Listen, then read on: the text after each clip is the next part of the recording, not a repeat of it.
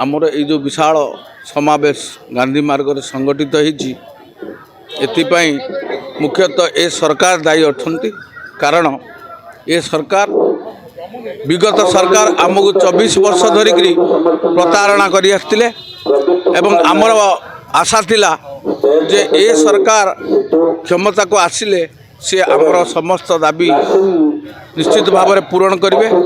मात्र 16 ରୁ 18 वर्ष समय हो गला या भितर आमे बारंबार राजरास्ता को आसचु किंतु ए सरकार आमर कौन सी दाबी को वर्तमान पर्यंत पूरण कर पारु नाहंती एवं बारंबार कमिटी आड़े आमको प्रतारणा कर चलचंती।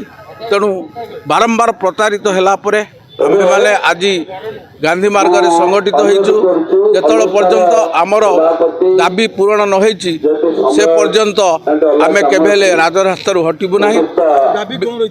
आमर दाबी प्रथम दाबी जो 194 हाई स्कूल रही सेमानको अनुदान योग्य होइतिले मध्य सेमानको अनुदान दिया जाय नाही। वर्तमान पर्यंत दीर्घ 30-35 वर्ष सेमाने अवैतनिक भाव में किभली कालयापन करछन्ती ताहा प्रत्येक ओडिशावासी को जना।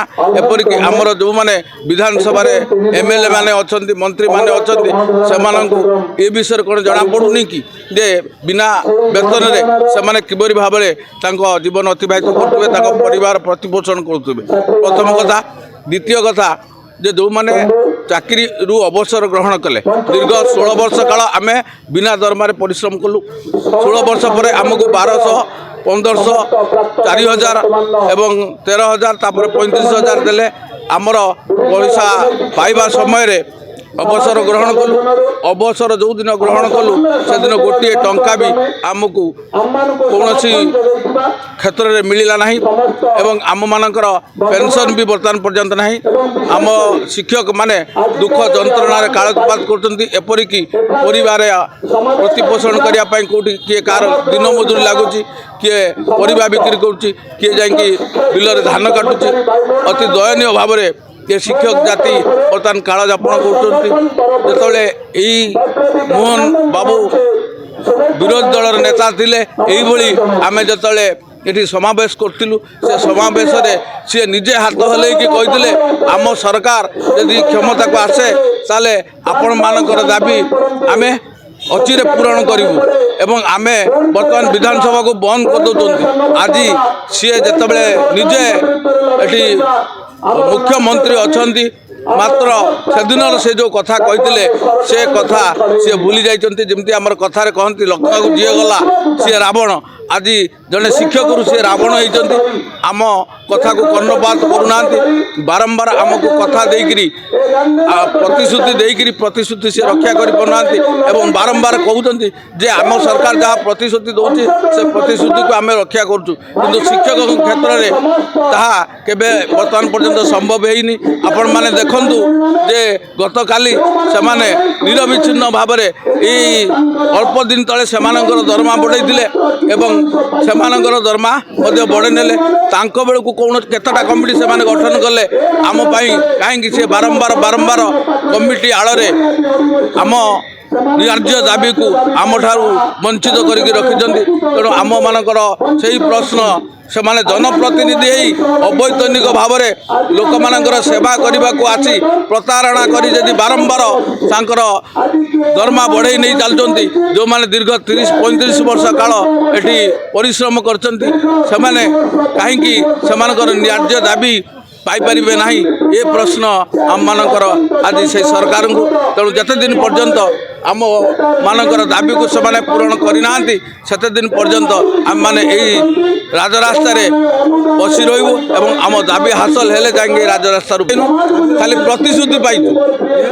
प्रतिश्रुति पाइचु राजरास्ता आसिक आम मान पाखु सी नहीं जाइए आम मेमोरांडम नहीं जाइए प्रतिश्रुति देते 2 मास भितर आम कमिटी करके तुम समस्त कथा पूरण करदेबू किंतु वर्तमान पर्यंत किसी करना आम तो रिटायर गलुनी आ जो मैंने दरमा पाँच कौ मैंने 40,000 कौ मैंने 80,000 एमती पाँच आज तो आपण मैंने देखुं निश्चित ये 5,000 ऊर्ध्व हे कारण विधानसभा बंद हो ଏପଟେ ଧାରଣା ଯାଉଛି ମେଟ୍ରିକ ଯାଉଛି ସେପଟେ ଭିତରେ ଶିକ୍ଷକମାନେ ଶୋଇ ପଡୁଛନ୍ତି କୋଉ ଧାରଣା ନାଇଁ ନାଇଁ ସେ କଥା ନୁହେଁ।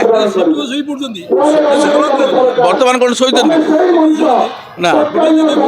ଶିକ୍ଷକ ଶୋଇ ପଡୁଛନ୍ତି ଶିକ୍ଷକ ବିରିୟାନୀ କରୁଛନ୍ତି ଶିକ୍ଷକ ସେଲ୍ଫି ଦଉଛନ୍ତି ଶିକ୍ଷା ଦଉଛନ୍ତି ନାଇଁ ନାଇଁ ନାଇଁ ଧାରଣା ଦେବାକୁ ଆସିକି ସିଏ କିଏ କେଉଁଠି କ'ଣ ଗୋଟେ କରିଛି ତା ମାନେ ନୁହେଁ ଯେ ସମସ୍ତେ ସେଇ କାମ କରୁଛନ୍ତି। ନିଶ୍ଚିତ ଭାବରେ ଧାରଣା ଦେବା ପାଇଁ ଆସୁ ମାନେ ଆମେ ହକ୍ ଦାବି ନେବା ପାଇଁ ଆସୁଛୁ। ଆମ ଦାବି ନ ପୂରଣ ହେଲା ପର୍ଯ୍ୟନ୍ତ ଆମେ ରାଜରାସ୍ତାରୁ କେବେ ହେଲେ ହଟିବୁନି। କିଛି ଶିକ୍ଷକ କହୁଛନ୍ତି ଯେ ଆମେ ଟଙ୍କା ଦଉଛୁ ସଂଘ ବୁଝିବେ ଆମେ ଏଠି ଶୋଇଛୁ ବିରିୟାନୀ ଖାଉଛୁ ସେଲ୍ଫି ଦଉଛୁ। ନାଇଁ ନାଇଁ ନାଇଁ ସେଇଟା ଠିକ୍ କଥା ନୁହେଁ। ସେଇଟା ଠିକ୍ କଥା ନୁହେଁ। ସଂଘକୁ କିଏ ପଇସା ଦେଉନାହାନ୍ତି। ସଂଘ କାହା କତରୁ ପଇସା ନେଉନାହିଁ। ଯେଉଁ ଅଲଲୋଷ୍ଟା ହଉ ଓଷ୍ଟା ହଉ ଆମର ଯେଉଁ କୋଶ୍ଚେନ୍ ଆଉ ଟେଷ୍ଟ ପେପର ବିକ୍ରି ହୁଏ ତାର ଯେଉଁ ବଳକା ଅଂଶ ରହେ ସେଥିରେ ସଂଘ ସମସ୍ତ ଖର୍ଚ୍ଚ ବହନ କରେ। କୌଣସି ଶିକ୍ଷକଙ୍କ କତରୁ କୌଣସି ପ୍ରକାର ଚାନ୍ଦା ଗ୍ରହଣ କରାଯାଏ ନାହିଁ। ଧାରଣାରେ ଏଇ ଯେଉଁ ବର୍ତ୍ତମାନ ମାଇକ୍ ଆସିଲା ଯେଉଁ ପାଲ ପଡ଼ିଛି ଯେଉଁ ଚେୟାର ବେଞ୍ଚ ଆସୁଛି ଏସବୁ ପାଇଁ ଖର୍ଚ୍ଚ ହେଉଛି। ବ୍ୟାନର ନାଇଁ କୌଣସି ଲୋକଙ୍କ ଠାରୁ 200 କୋଟି ଚାନ୍ଦା ଆଦାୟ କରାଯାଏନି। ଯିଏ କହୁଛି ଏଟା ମିଥ୍ୟା ପ୍ରଚାର କରୁଛି।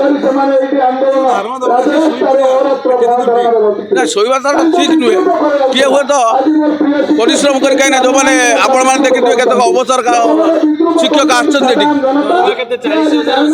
ହଁ ଯେଉଁମାନେ ଏମଇ ସ୍କୁଲରେ ଆସିଷ୍ଟାଣ୍ଟ ଅଛନ୍ତି ସେମାନେ 40,000 ପାଉଛନ୍ତି। ସ୍କୁଲରେ ପିଲା ଆସିବେ କିପରି? ଯଦି ଆମେ ଶିକ୍ଷକ ଯେତିକି ମାତ୍ରାରେ ଦରକାର ସେତିକି ମାତ୍ରାରେ ଆମେ ଦେବା ନାହିଁ। ଯଦି ଗୋଟିଏ ଶିକ୍ଷକ 5ଟା ଶ୍ରେଣୀକି ପାଠ ପଢ଼ାଏ ତାହେଲେ ସେ କ୍ଷେତ୍ରରେ କୌଣସି ଗାର୍ଡ଼ିଆନ୍ ତା ପିଲାକୁ ସେଇ ବିଦ୍ୟାଳୟକୁ ପଠାଇବ କି? ସେ ଯେଉଁଠି ବେଟର ଶିକ୍ଷା ପାଇବ ସେଠିକି ତା ପିଲା ପଠାଇବ। ଆଜି ମନ୍ତ୍ରୀ ଆଉ ଯେଉଁ ଅଫିସର ମାନେ ଅଛନ୍ତି ତାଙ୍କ ପିଲାମାନଙ୍କୁ ସରକାରୀ ସ୍କୁଲକୁ ପଠାଉନାହାନ୍ତି କାହିଁକି? ସେମାନଙ୍କର କ'ଣ ଅସୁବିଧା ରହିଛି ସରକାରୀ ସ୍କୁଲରେ? ସରକାରଙ୍କ ଠାରୁ ସେ ଦରମା ନେଉଛନ୍ତି। ଆମରି ଟ୍ୟାକ୍ସରେ ସେମାନେ ଦରମା ନେଉଛନ୍ତି। ତାଙ୍କ ପିଲାମାନେ କାହିଁକି ଯାଉଛନ୍ତି ପ୍ରାଇଭେଟ୍ ସ୍କୁଲକୁ? ଏ ପ୍ରାଇଭେଟ୍ ସ୍କୁଲକୁ ଖୋଲାଉଛି କିଏ? ଆଜି ଓଡ଼ିଶାରେ ଛତୁ ଫୁଟିଲା ଭଳି ଯେଉଁ ପ୍ରାଇଭେଟ୍ ସ୍କୁଲ ହେଇଛି ତାକୁ ଖୋଲିଛି କିଏ? ସେଇମାନେ ଖୋଲିଛନ୍ତି। ସେଇମାନେ ତାଙ୍କଠାରୁ ମୋଟା ଅଙ୍କର ଅର୍ଥ ନେଇକରି ତାଙ୍କୁ ଖୋଲୁଛନ୍ତି ଏବଂ ତାଙ୍କୁ ପ୍ରୋତ୍ସାହନ ଦେଉଛନ୍ତି।